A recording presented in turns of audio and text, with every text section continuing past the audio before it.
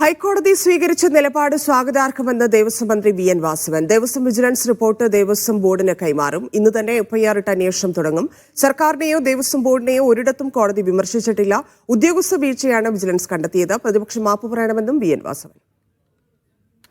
ബഹുമാനപ്പെട്ട കേരള ഹൈക്കോടതിയുടെ ഇന്നത്തെ വിധിയും അതോടൊപ്പം തന്നെ ഈ വിഷയത്തിൽ ഇതുവരെ സ്വീകരിച്ച എല്ലാ നിലപാടുകളും പൊതുവെ സ്വാഗതാർഹമാണെന്ന് നേരത്തെ ഞാൻ സൂചിപ്പിച്ചു. ഇന്നത്തേത് ഉൾപ്പെടെ ഡീറ്റെയിലായി വിജിലൻസോട് അന്വേഷിച്ച് സമർപ്പിക്കാൻ പറഞ്ഞ റിപ്പോർട്ടും ഇന്ന് കോടതിയിൽ സമർപ്പിക്കപ്പെട്ടിട്ടുണ്ട്.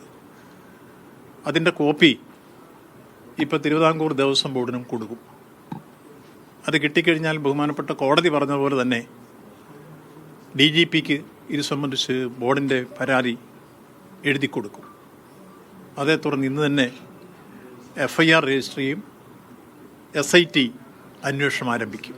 ഇവിടെ അന്വേഷണത്തിൻ്റെ എവിടെയെങ്കിലും ദേവസ്വം ബോർഡിനെയോ സർക്കാരിനെയോ ഏതെങ്കിലും തരത്തിൽ കുറ്റപ്പെടുത്തിക്കൊണ്ടുള്ള റിപ്പോർട്ട് ഇതുവരെ വന്നിട്ടില്ല എന്നുള്ള യാഥാർത്ഥ്യം നിലനിൽക്കുമ്പോൾ ഉദ്യോഗസ്ഥ തലത്തിൽ നടന്നിട്ടുള്ള ഈ കൊള്ളയെ സംബന്ധിച്ചോളം അന്വേഷിച്ച് വെളിയിൽ കൊണ്ടുവന്ന് അവിടെ ഒരു തരി പൊന്ന് നഷ്ടപ്പെട്ടുണ്ടെങ്കിൽ തിരിച്ച് ശബരിമലയിൽ കൊണ്ടുവരാനും കുറ്റവാളികളെ നിയമത്തിൻ്റെ ദിശയിൽ കൊണ്ടുവരാനും നിശ്ചയദാർഢ്യമുള്ള ഗവൺമെൻറ്റും അതുപോലെ ബഹുമാനപ്പെട്ട കോടതിയും ഒരേപോലെ രംഗത്ത് വന്നിരിക്കുന്നു.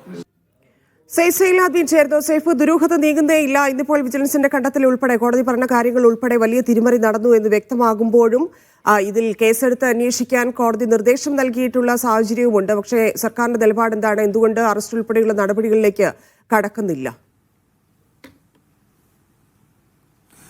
വരും ദിവസങ്ങളിൽ അതിന്റെ നടപടികളിലേക്ക് സംസ്ഥാന സർക്കാർ കടക്കും. കാരണം ദേവസ്വം വിജിലൻസ് ആണ് ഇതുവരെ ഈ കേസ് അന്വേഷിച്ചുകൊണ്ടിരുന്നത്. അവർക്ക് നിയമപരമായ ചില പരിമിതികൾ ഉണ്ട്. ക്രിമിനൽ നടപടി ചട്ടപ്രകാരം അവർക്ക് എന്തെങ്കിലും കാര്യങ്ങൾ ചെയ്യാൻ കഴിയില്ല. അവർക്ക് അന്വേഷിച്ച് റിപ്പോർട്ട് നൽകുക എന്നതിനപ്പുറത്തേക്ക് കടന്ന് ആരെങ്കിലും അറസ്റ്റ് ചെയ്യാനോ അല്ലെങ്കിൽ ആരെങ്കിലും അതുമായി ബന്ധപ്പെട്ട് FIR രജിസ്റ്റർ ചെയ്യാനോ ഒന്നും അധികാരം ദേവസ്വം വിജിലൻസിനില്ല.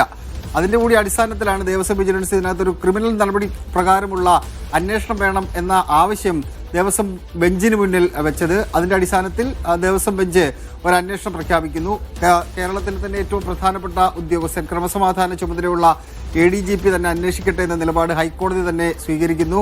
ഇന്നലെ ഉച്ചയോടുകൂടി അതിന്റെ ഉത്തരവ് സംസ്ഥാന സർക്കാർ പുറത്തിറക്കുന്നു. ഇന്നിപ്പോൾ ആ അന്വേഷണ സംഘം വിപുലീകരിക്കുന്നുണ്ട്. ക്രൈംബ്രാഞ്ചിന്റെ ഉദ്യോഗസ്ഥരെ കൂടി അതിനകത്ത് ഭാഗമാക്കി മാറ്റുകയാണ്.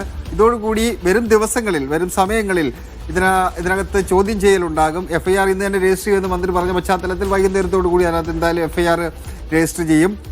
ആ FIR-ൽ പറയുന്ന ആൾക്കാരുടെ മൊഴി വരും ദിവസങ്ങളിൽ രേഖപ്പെടുത്തി അതിന്റെ തെളിവുകൾ കണ്ടെത്തുക എന്നുള്ളതാണ് ആദ്യഘട്ടത്തിൽ അത് ചെയ്യാൻ പോകുന്ന കാര്യം. അതിനുശേഷം ധന്യ ഇപ്പോൾ സൂചിപ്പിച്ച പോലെ തന്നെ ഏതെങ്കിലും തരത്തിൽ അറസ്റ്റ് അടക്കമുള്ള നടപടികളിലേക്ക് പോകണമോ വേണ്ടയോ എന്ന കാര്യത്തിൽ അവർ അന്തിമ തീരുമാനമെടുക്കുകയും ചെയ്യും. എന്തായാലും അറസ്റ്റ് അടക്കമുള്ള കാര്യങ്ങൾ ഉണ്ടാകാനുള്ള എല്ലാ സാധ്യതകളും നിലനിൽക്കുകയാണ്. കാരണം ദേവസ്വം ബെഞ്ച് അതിനെ ഗൗരവ സ്വഭാവത്തിലാണ് കാണുന്നത്.